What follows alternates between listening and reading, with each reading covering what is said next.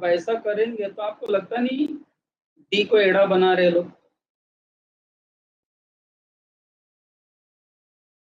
कहीं ना कहीं देखो ना, ऐसा लगेगा कि नहीं कि यार डी का पैसा देना ही नहीं चाहते, कोई ना कोई एक जन गायब रहता है। तो बच्चों यहाँ पे प्रोमिसी, बात जरा समझने का, प्रोमिसी का एक्सप्लॉयटेशन ना हो, प्रोमिसी का इंटरेस्ट सेफगार्ड करने के लिए क्या बनाया गया है बोलो? रूल 43। तो समझा बच्चों? रूल 43। एंड रूल 43 का मैं फर्स्ट पॉइंट आपको बताता हूं, ध्यान से सुनना। डी पैसा लेने आया, कायदे के हिसाब से उससे एबीसी से लेना है कि नहीं?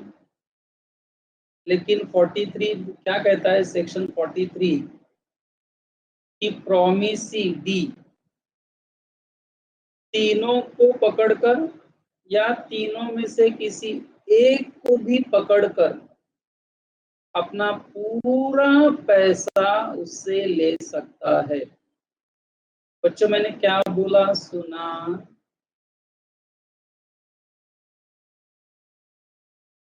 हेलो,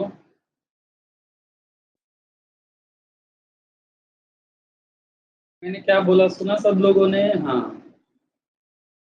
यहाँ 43 बनाने का रीजन समझ में आ गया? सेक्शन 43 बनाने का रीजन क्या है कि जॉइंट प्रोमिसर्स में से किसी एक को भी कंपेल किया जा सकता है पूरा पे करने के लिए।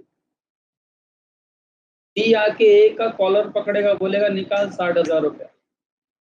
ए बोलेगा अरे मैं 20,000 देता हूँ, 20-20 बाकी दोनों से ले लो।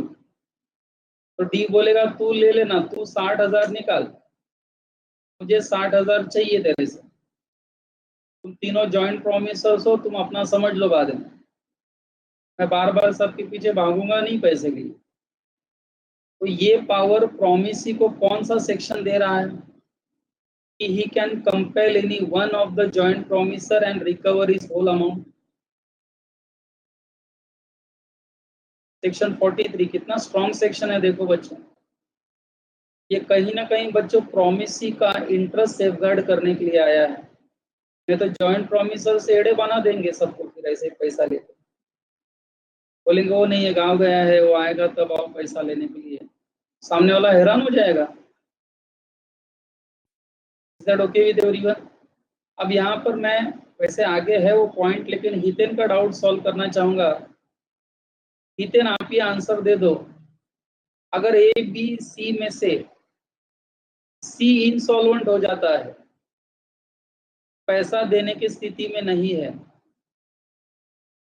तो भी डी पूरा 60,000 रुपया बाकी दो लोगों से वसूल कर सकता है। क्या बोला मैंने, समझा हितेन? हितेन यस। डी क्या बोलेगा ए एंड बी को, तुम तो सॉल्वेंट हो, तुम लोग उसका 10-10 हजार कंट्रीब्यूट करो ना, तुम्हारा ही तो जॉइंट प्रोमिसर है, साथी है, मैं कहीं को नुकसान बेर करूं?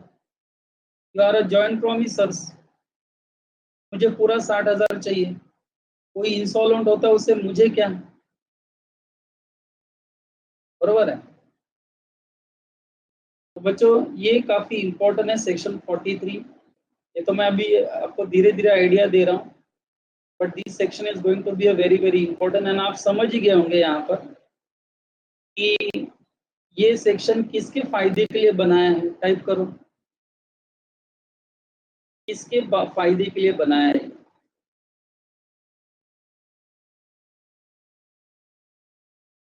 Of course promisee, very good, very good student, आपने मेन कॉन्सेप्ट कैच कर लिया है। तो एक काम करते हैं बच्चों, मैं अभी इसको रीड करता हूँ आराम से, क्योंकि मैंने कॉन्सेप्ट आपके माइंड में डाल दिया हूँ। आपका आंसर बता रहा है कि आपको आइडिया आ गया है मैं क्या एक्सप्लेन कर रहा हूँ। ये नहीं कर रहा हूँ मैंने 100% कंप्लीट किया, बट आइडिया दे दिया आपको, ठीक है? तो बच्चों जरा नोट्स पे ध्यान देना, सभी लोग क्या लिखा है देखो। वेन, सॉरी सेक्शन 43 का पहले हेडिंग पढ़ो, any one of the joint promisors may be compelled to perform. What do you mean by compelled?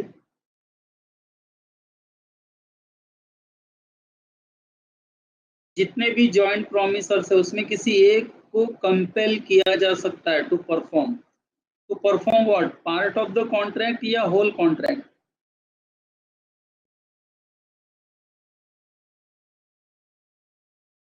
Whole contract, yes और नो? यस, मैं यही कह रहा हूँ कंपेल मतलब क्या? कंपेल मतलब क्या?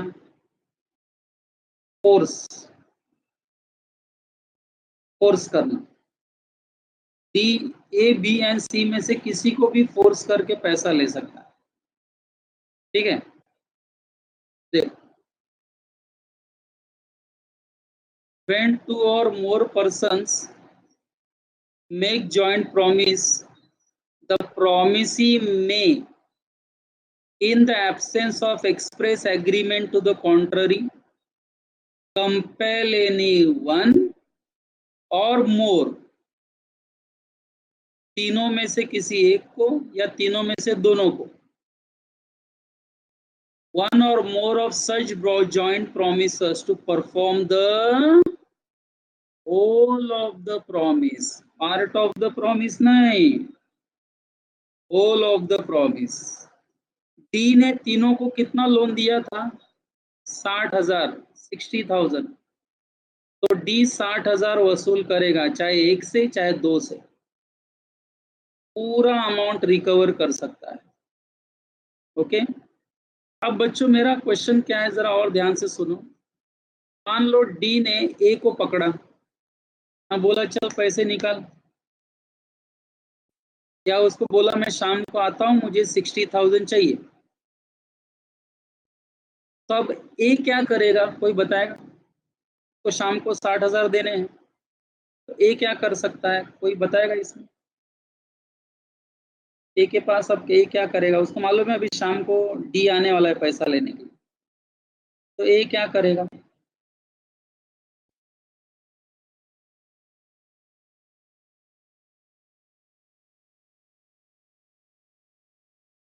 ए इमीडिएटली किसको कॉन्ट्रैक्ट करेगा?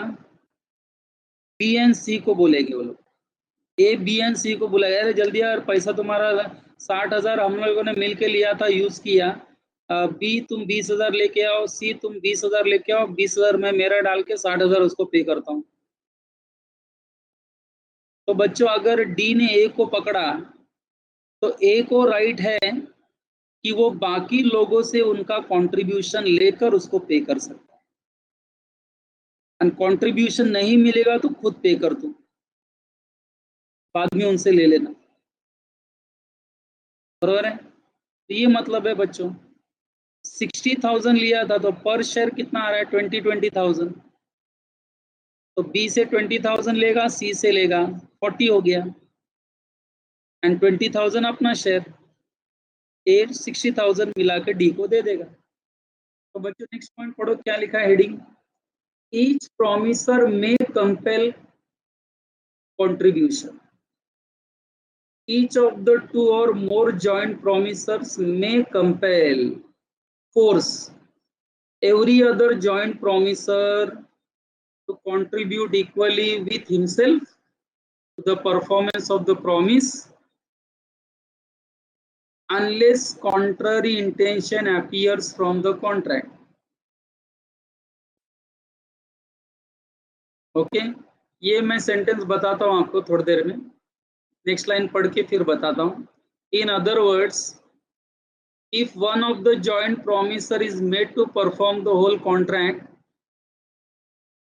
he can call for contribution from others. अब बताओ बच्चों, यहां तक समझा सबको लेक्चर?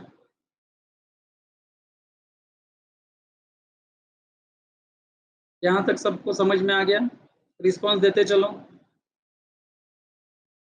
अच्छा बच्चों, बीच में एक लाइन आया देखो, आपको डाउट आना चाहिए था, unless contrary intention appears from the contract, या ऊपर लिखा है देखो, in absence of express agreement to the contrary, एक ही मतलब है। इसका क्या मतलब है बच्चों, आपको पता है? मैं आपको एक एग्जांपल देता हूँ, देखो।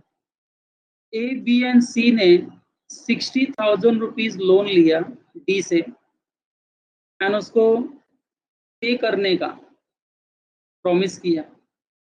लेकिन बच्चों पूरा 60,000 का यूज है ना बी ने किया, बी। ए एंड सी ने नहीं किया। लोन लेते समय तीनों थे, लेकिन पूरा पैसे का इस्तेमाल किसने किया? टाइप करो। किसने यूज किया, मतलब पैसा? बी ने। तो जब पूरा पैसा ए बी सी ने लिया ना 60,000, तो उन्होंने आपस में एग्रीमेंट किया कि डी जब पैसा मांगने आएगा तो उसको पेमेंट कौन करेगा?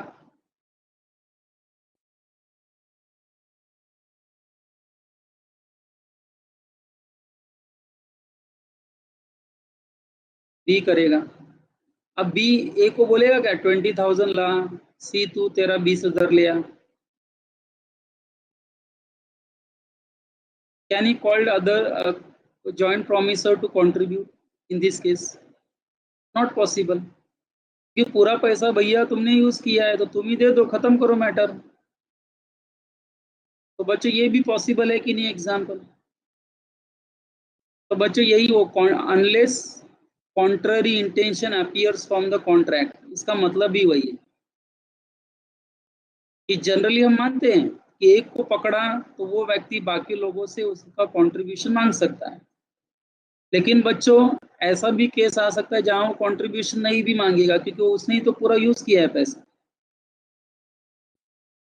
Is that clear with everyone? Doubt आ रहा है?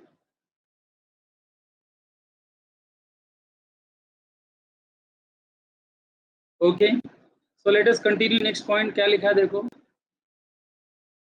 बच्चों, नेक्स्ट पॉइंट क्या लिखा है? Sharing of loss by default in contribution. कितने का पॉइंट वापस आ गया कि ए बी एंड सी 60,000 रुपया लिया, तीनों ने यूज किया। तीनों को अभी ये जॉइंटली रीपे करना है डी को। एंड अगर एक उसमें से इनसॉल्वेंट हो गया, पैसा पे करने की स्थिति में नहीं है, तो बताओ डी को कौन पे करेगा अभी पैसा? डी के ऊपर केस भी नहीं हो सकता क्योंकि इंसॉल्वेंट हो गया हो। अब डी को पेमेंट कौन करेगा?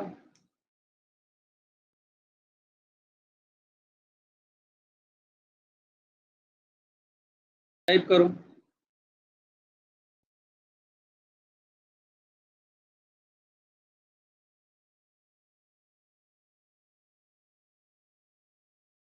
नहीं नहीं, सी इंसॉल्वेंट हो गया है लांस,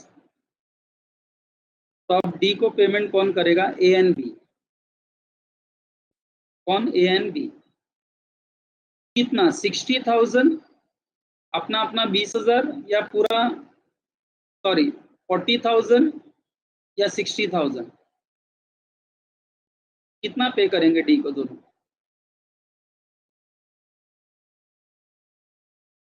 60। यानी जो इंसॉल्वेंट व्यक्ति है उसका भी 20,000 दोनों बेयर करेंगे कि नहीं? उसका 20,000 का लॉस दोनों बेयर करेंगे कि नहीं? दोनों को बेयर करना होगा। दोनों को वो बेयर करना होगा। ऐसा गिरीश सर नहीं बोल रहे हैं, सेक्शन 43 में लिखा है कि बाबा कंट्रीब्यूशन में अगर कोई लॉस होता है, कोई पार्टनर अगर इंसॉल्वेंट हो जाता है, तो उसका जो कंट्रीब्यूशन है वो रिमेनिंग सॉल्वेंट जॉइंट प्रोमिसर्स बेयर करेंगे इक्वल रेशियो में। इक्वल रेशियो समझते हो? कितना लॉस हुआ? 20,000 इंसॉल्वेंट पार्टनर का, सी का, तो 10,000 दोनों बेयर करेंगे। तो बताओ ए कितना अरेंज करेंगे? Tell me the amount. A कितना अरेंज करेगा? पैसा बोलो, amount. 30,000 and B 30,000। Very good, very good, सही है। करेक्ट आंसर है आपका बच्चों। मैं अभी वो पढ़ता हूँ हितेन का। आई होप डाउट क्लियर हो गया होगा। हितेन का भी परफेक्टली डाउट क्लियर हो गया होगा। हितेन, आपने इंसॉल्वेंट का जो डाउट पूछा था, मुझे लगता है अभी आपको एकदम समझ में आ गया होगा। यस, क्या लिखा है बच्चों, देखो, if one of the two or more joint promisors makes default in such contribution, when they will make default in such contribution, only when they become insolvent. The remaining joint promisor must bear the loss arising from such default in equal share. In equal share. That is very important. बच्चों, अब section 43 का एक explanation दिया है, देखो क्या है, मैं भी पढ़ता हूँ, कुछ नया पॉइंट लग रहा है।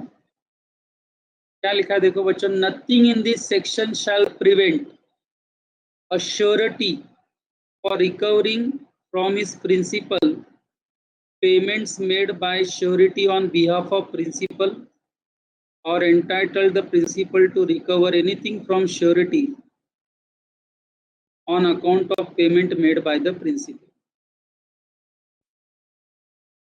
ओके बच्चों, ये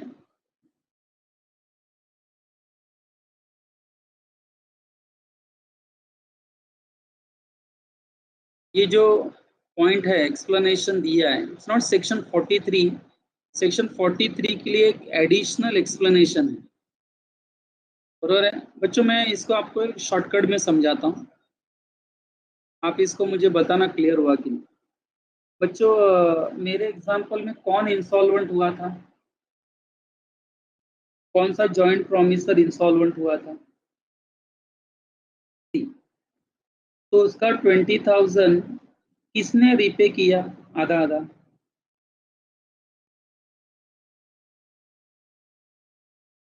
ए एंड बी ने।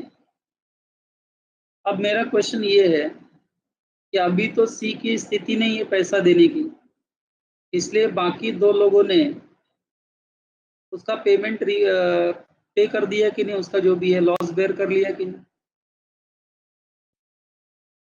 अब मुझे ये बताओ, फ्यूचर में सी अगर सॉल्वेंट हो जाता है वापस, उसकी फाइनेंशियल स्थिति अच्छी हो जाती है, मान लो अब वो पैसे वाला हो गया है, तो क्या ए एंड बी को राइट है उससे 10-10 हजार रुपए लेने का?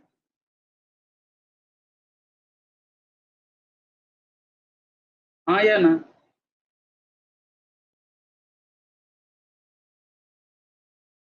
कि भूल जाने का?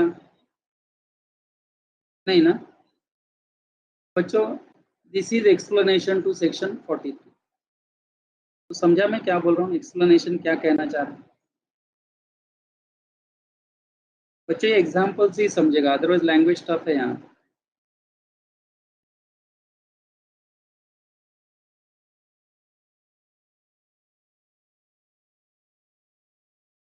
सबको समझ में आया बच्चों? I am asking each and every student, explanation to section 43। Okay बच्चों, ये क्या मतलब है जरा समझ लो। I have explain this with the help of example. एक काम करते हैं, नीचे दो एग्जाम्पल दिए हैं, ये दो एग्जाम्पल पढ़ने के बाद आई कैन कंक्लूड कि हमने एक और बहुत ही इंपॉर्टेंट सेक्शन कवर कर लिया, दैट इज सेक्शन 43। बच्चों, यहाँ से डेफिनेटली पूछा जाएगा, मार्क्स मिलेंगे आपको, सिर्फ आप इसको इम्पोर्टेंट मार्क करके रखो। ओके चलो देखो क्या लिखा है। Example 1, A B and C jointly promises to pay D, कितना? 3 lakhs। अब इसमें क्या हो सकता है बच्चों, डी में कंपेल, फोर्स, आइदर ए और बी और सी, तीनों में से किसी को भी एक का कॉलर पकड़ के वो पूरा पैसा ले सकता है। Do you agree with this example?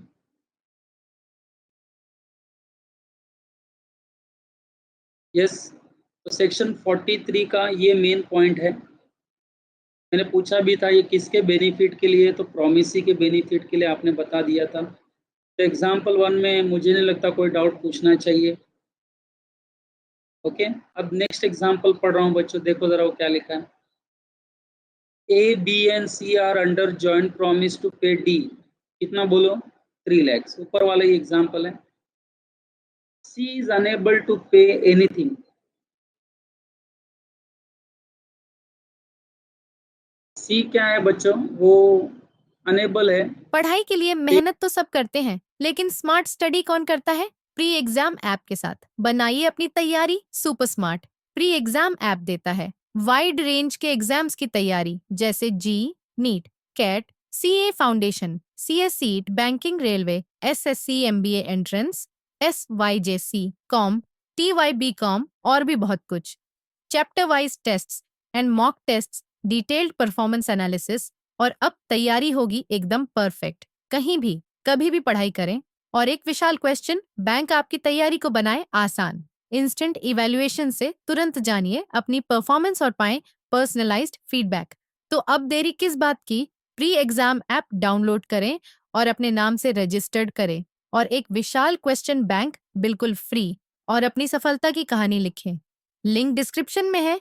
Pre exam app smart तैयारी का अनेबल है, साथी। पे करने की स्थिति में नहीं है। देखा जाए तो 1 लाख रुपीस का शेयर उसको देना चाहिए था कि नहीं। 3 लाख रुपए लिया है तो पर पर्सन 1 लाख रुपया देना चाहिए कि नहीं। सी ने अपना 1 लाख रुपया रिपेमेंट करते हुए समय देना चाहिए, लेकिन बच्चों C is unable to pay anything.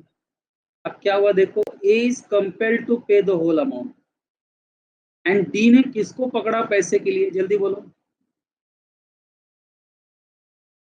ए को पकड़ा, तो ए क्या करेगा, अभी आप बताओ ए क्या करेगा, अपने तरफ से कितना अरेंज करेगा वो।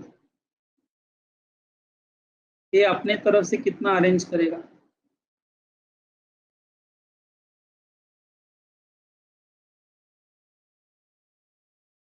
ओहो अभिशंकर वापस, ए अपने तरफ से कितना अरेंज करेगा।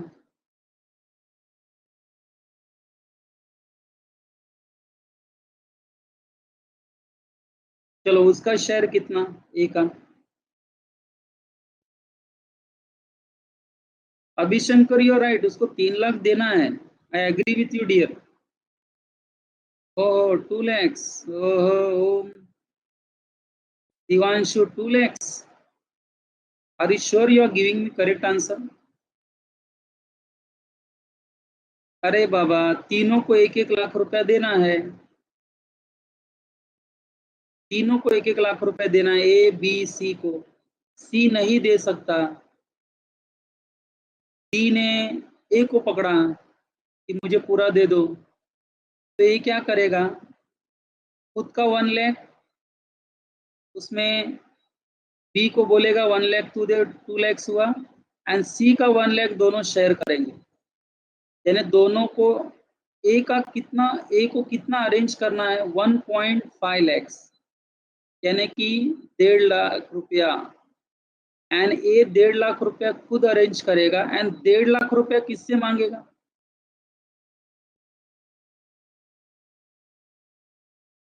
1.5 लाख रुपया किससे मांगेगा वो,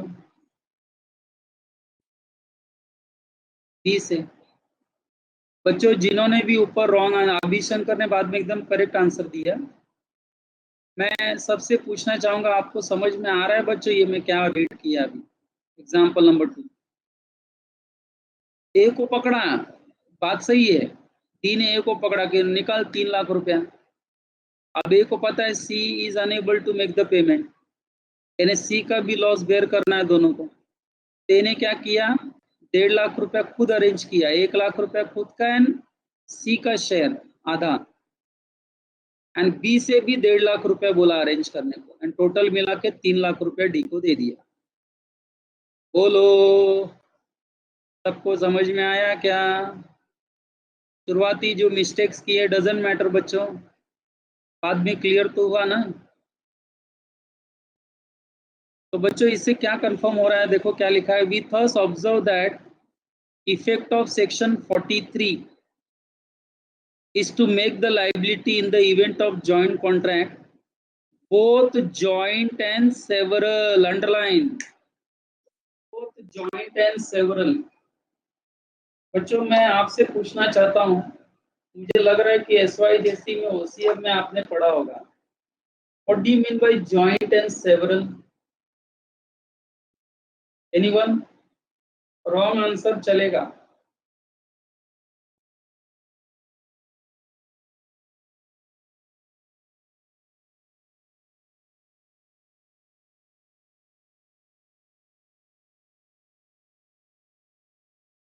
Do you know what is joint and several?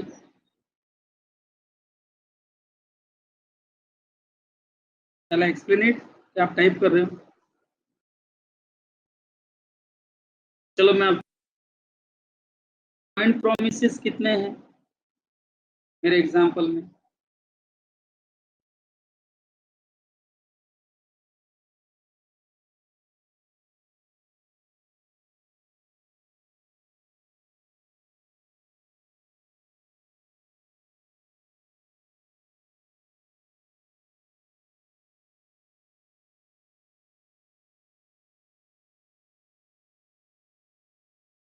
What is the answer? Joint promises कितने थे? ABC 3 लाख रुपया बोरो किया था इन्होंने डी से, सही है ना? तो तीनों ने भरना चाहिए, पेमेंट करना चाहिए. लाइबिलिटी तीनों की पे करने की है. जहां पे बच्चों लाइबिलिटी तीनों की पे करने की है, इसको हम कहते हैं जॉइंट. जॉइंट, इनकी लाइबिलिटी जॉइंट है. एंड तीनों में से 2 लोग अगर इंसॉल्वेंट हो गए तो, मेरा क्वेश्चन है कि 2 लोग इंसॉल्वेंट हो गए तो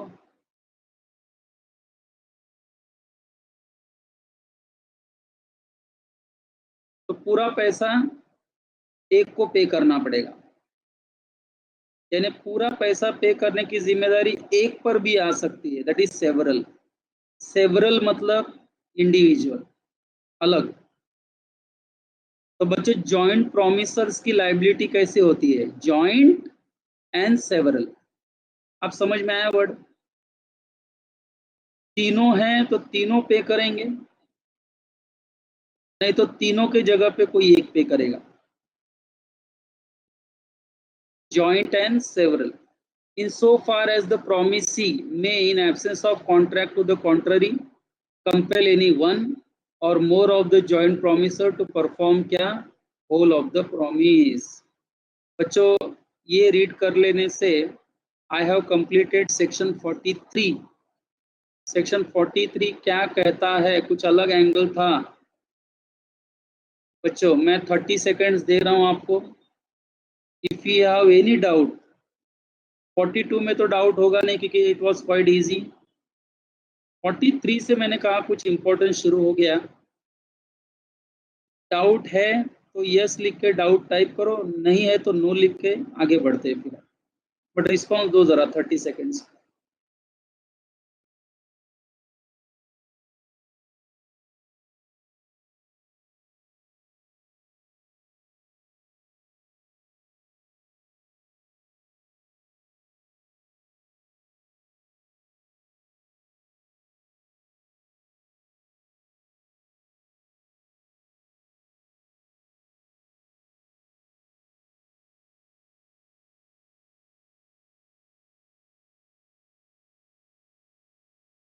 पार्थ क्या डाउट है? Parth, what if all the joint promisors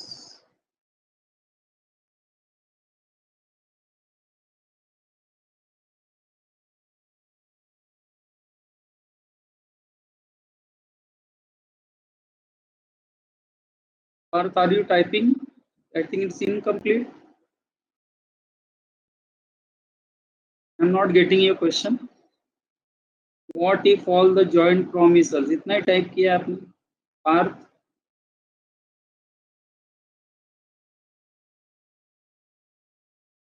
Parth, can you hear me?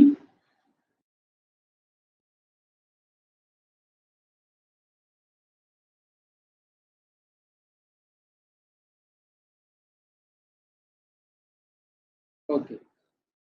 हाँ sir, yes, I can read now. What if all the joint promises become insolvent? Okay, now I got your doubt. Parth, if each and every person, joint promiser becomes insolvent, तो bad debts, याद करो, ड्रॉई insolvent हो जाता है तो जितना मिल सकता है उतना ले लो, बाकी का आप कहाँ ट्रांसफर करते हो? Bad debts. याद करो last entry bill of exchange का, कैश और bank account debit, bad debts account debit to drawee. याद आया? तो फिर क्या करने का, सामने वाले के लिए बैड डेब्ट्स हो गया वो। इससे बड़ा बैड लक क्या है? सबके सब insolvent. Parth, are you satisfied with the answer? अब डी कहाँ से रिकवर करेगा? केस भी नहीं कर सकता क्योंकि इंसॉल्वेंट पर्सन के ऊपर केस भी नहीं होता है पार्थ, आपको पता ही है, हमने उसे यूनिट 1 में पढ़ा है, सॉरी 3 में पढ़ा है, competent parties. Insolvent person disqualified person हो जाता है तो आप उसके ऊपर केस भी नहीं कर सकते पैसा रिकवरी के लिए, उसके पास कुछ है ही नहीं, है कि नहीं? चलो, सो बच्चों मैं डिक्लेयर करता हूं कि सेक्शन 43 मैंने कंप्लीट कर दिया है।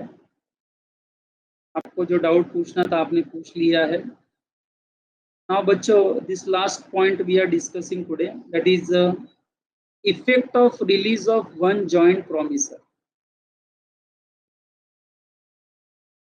बरोबर है बच्चों, इसको जरा टेक्निकली अंडरस्टैंड करना। ओके, कैसे बच्चों? जैसे कि मैं इसको जरा एक एग्जांपल में कन्वर्ट करता हूँ। मान लीजिए मैं कुछ अभी नाम यूज करूंगा, बरोबर है? वो नाम से जरा जरा ध्यान देना मैं क्या क्या नाम यूज कर रहा हूँ। तो मान लो गिरीश, मैं तो गिरीश हूँ, मैंने पार्थ को, ओम को और अभिशंकर को, पार्थ, ओम, अभिशंकर, तीनों को मैंने 3 लाख रुपए का लोन दिया एंड तीनों ने प्रॉमिस किया कि सर हम आपको पे करेंगे एक साथ। इसका मतलब ओम, पार्थ एंड अभिशंकर तीनों जॉइंट प्रॉमिसर्स हो गए एंड गिरीश सर प्रॉमिस ही हो गया, है कि नहीं? पहले जरा रिस्पॉन्स दो, ये एग्जांपल समझा सबको? अब बच्चों, yes, if I apply section 43, अगर गिरीश सेक्शन 43 अप्लाई करेगा, 43 क्लियर कट कहता है कि गिरीश, ओम, नहीं तो पार्थ, नहीं तो अभिशंकर, किसी एक को पकड़कर पैसा ले सकता है, किसी एक को कंपेल कर सकता है, पूरा पैसा ले सकता है। यस और नो? अब मान लो मैंने ओम को कैच किया एंड ओम को कहा कि तुम 3 लाख रुपया ला के दो, तो ओम को मैं पकड़ूंगा पैसे के लिए एंड ओम क्या करेंगे? तो पार्थ एंड अभिशंकर को कैच करके उनसे 1 लाख रुपीज लेंगे, अपना 1 लाख रुपीज डाल के 3 लाख रुपया मुझे देंगे। यहाँ तक तो पूरी स्टोरी हमको समझ में आ गई। सेक्शन 43, आप बोलेंगे सर आप सेक्शन 43 तो पढ़ा रहे हो वापस, बट बच्चों बात कहाँ आती है मालूम है? कि जब मैंने, गिरीश ने पार्थ, ओम एंड अभिशंकर से पैसे मांगे मान लो, तो मैंने क्या कहा कि मैं अभिशंकर को रिलीज करता हूं लाइबिलिटी से। दैट मीन्स मैंने 3 लाख रुपया दिया है तुम तीनों को, बट मैं अभिशंकर को लाइबिलिटी से रिलीज करता हूं। If I forcefully use rule 43, sorry section 43, तो मैं क्या बोलूंगा? पार्थ, ओम, तुम मुझे 3 लाख रुपया दो, मुझे तुम दोनों से 3 लाख रुपए चाहिए, मैं अभिशंकर को तकलीफ नहीं देना चाहता। ओम, पार्थ, तुम हमको पैसा दो, 3 लाख रुपए। मैं अभिशंकर का नाम ही नहीं ले रहा हूं, मैं ओम पार्थ के पीछे पड़ गया कि नहीं तुम लोग मुझे पैसा दो। यानी मैंने कहीं ना कहीं अभिशंकर को डिस्चार्ज कर दिया, लाइबिलिटी से रिलीज कर दिया, डिस्चार्ज नहीं किया, रिलीज कर दिया मान लो। तो मुझे ये बताओ, गिरीश ने अभिशंकर को रिलीज कर दिया लाइबिलिटी से, तो क्या अभिशंकर एक्चुअल में रिलीज हो गया क्या लाइबिलिटी से? हेलो, क्या लगता है?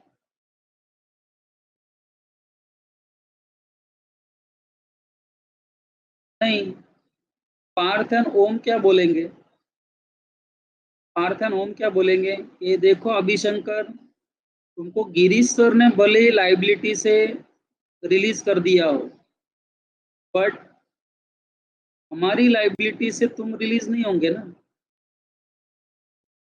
तुम्हारा हम पेमेंट अगर करते भी हैं तो भी तुमसे वसूल करने का राइट तो हमको है ही। बात समझे कि नहीं बच्चे? तो प्रोमिसी का किसी one of the joint promisor को रिलीज कर देना लाइबिलिटी से, दैट डजंट मीन कि बाकी दो जॉइंट प्रोमिसर ने भी उसको रिलीज कर दिया। क्या उसका मतलब वो निकलता है क्या? देखो बच्चे, एकदम टेक्निकल पॉइंट।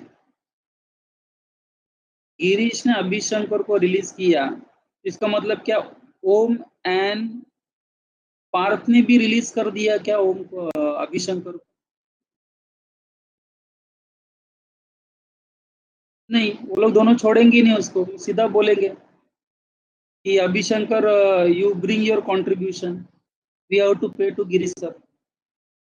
ओम बोलेगा, अभिशंकर बोलेगा नहीं गिरीश सर ने तो मुझे मना किया है। अरे वो तुमको उन्होंने मना किया है, उन्होंने रिलीज कर दिया उसका मतलब हमने भी रिलीज किया, ऐसा नहीं होता है रे भाई मेरे।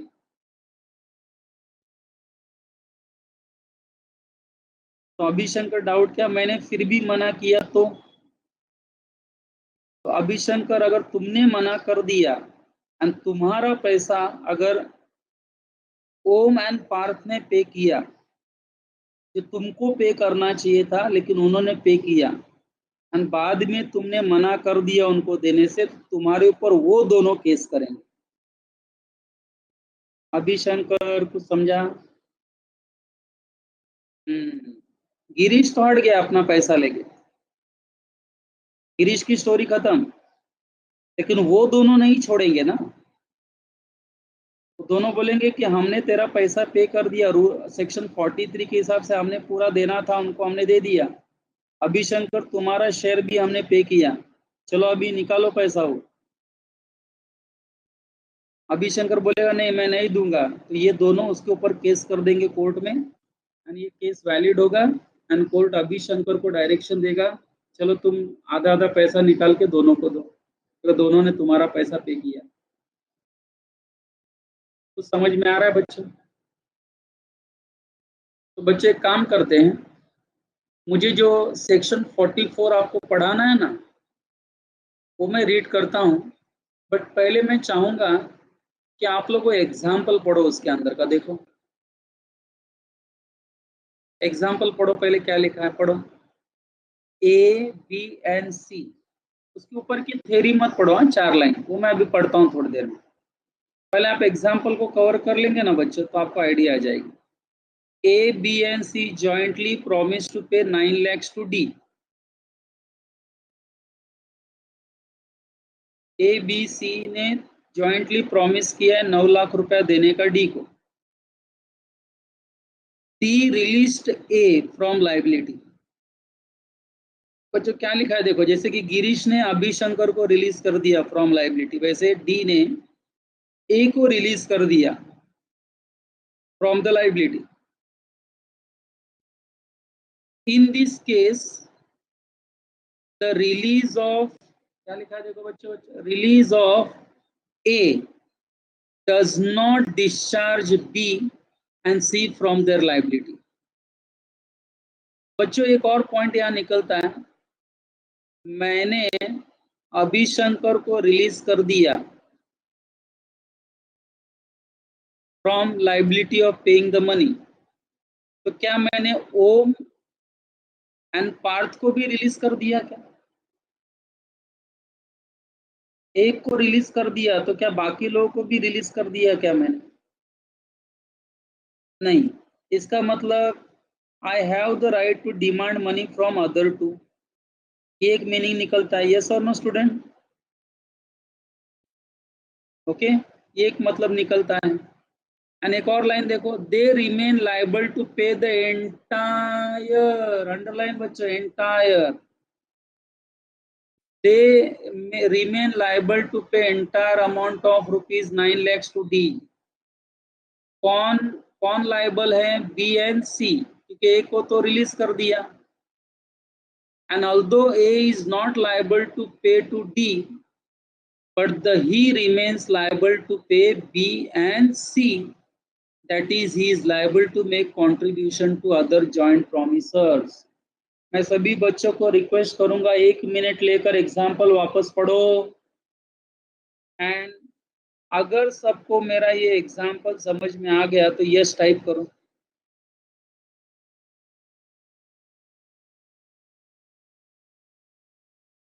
सेक्शन 43 आपसे क्या कहना चाहता है बच्चों? यहाँ क्लियर कट लिखा हुआ है सेक्शन 43।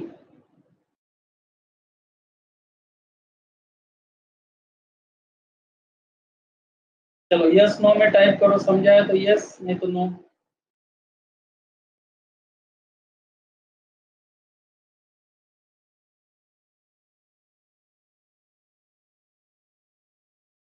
है ना बच्चों, हर सेक्शन में कुछ नया एंगल हमको मिल रहा है। देखो हमको जॉइंट प्रोमिसर्स कौन है, उनकी जनरल लाइबिलिटी कैसे होती है, वो तो हमको मालूम था 42 के हिसाब से। तो जब हमने सेक्शन 43 एंड 44 पढ़ा, तो आप देख रहे हो यहाँ पर कैसे लॉ बनाए गए हैं।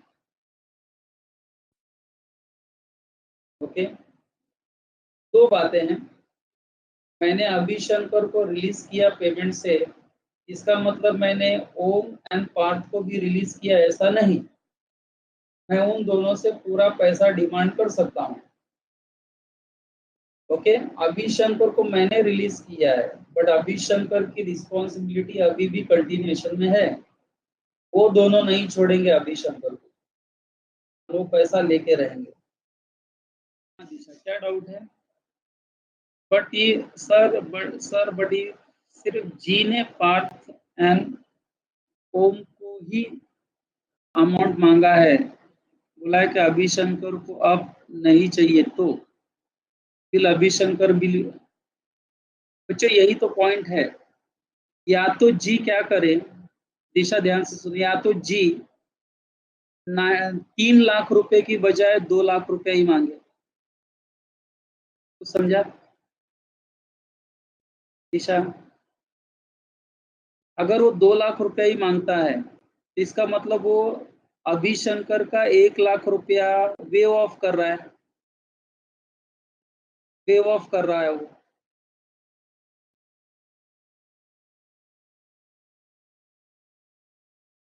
यस, वेव ऑफ कर रहा है।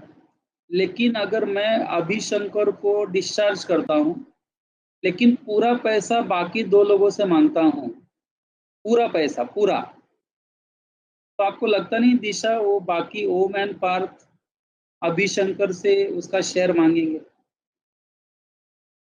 हेलो,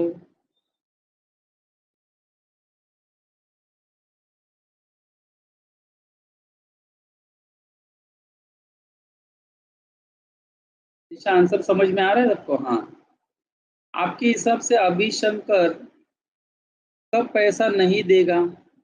जब मैं 3 लाख रुपए की बजाय 2 लाख ही डिमांड करूंगा, यानी कि मैं पार्थ एंड ओम को कहता हूं तुम अपना 1-1 लाख रुपया दे दो, अभिशंकर का 1 लाख रुपया मैंने छोड़ दिया, तो ये अलग बात होती। लेकिन मैं पूरा 3 लाख बाकी 2 से जब मांग रहा हूँ, तो बच्चों बाकी 2 लोग अभिशंकर को छोड़ेंगे नहीं, उससे मांग के रहेंगे पैसा। वो अभिशंकर को मैंने छोड़ दिया, उन्होंने वो थोड़ी छोड़ेंगे, वो तो मांग के रहेंगे ना पैसा। Is that clear? ओके, तो next lecture Again, I will revise section 43 and 44 for 10 minutes and then I will continue. आगे का हम लोग कंटिन्यूशन में करेंगे। तो बच्चों, तो टॉपिक अभी